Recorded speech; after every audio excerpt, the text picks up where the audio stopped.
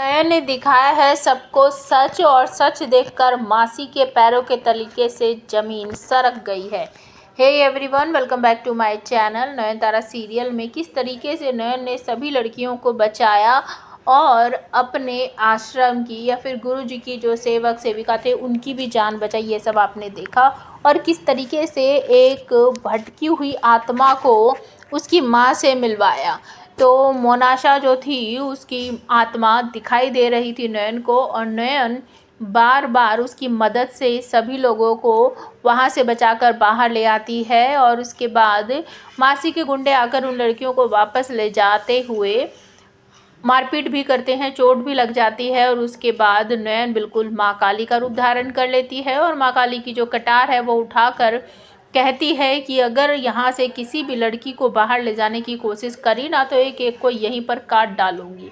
लेकिन मासी माँ बीच में आ जाती है और कहती है कि नयन, तेरा दिमाग खराब हो गया है, तू पागल कहीं की, क्या कर रही है क्या नहीं कर रही है, तुझे कुछ समझ आ रहा है, हटा इस कटार बटार को। तो नयन कहती है कि मैं आपकी बेटी को देख सकती हूँ, उससे बातें कर सकती हूँ और वो यहीं पर है।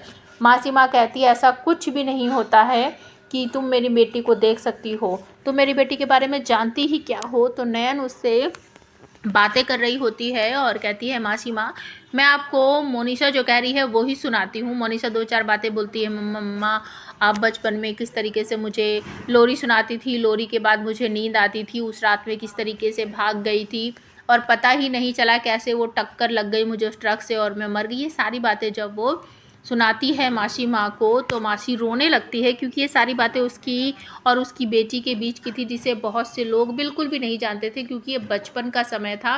तो ये सब देखने के बाद मासी बिल्कुल समझ जाती है कि मेरी मोनिशा यही है, और वो फूट फूट कर रोने लगती है।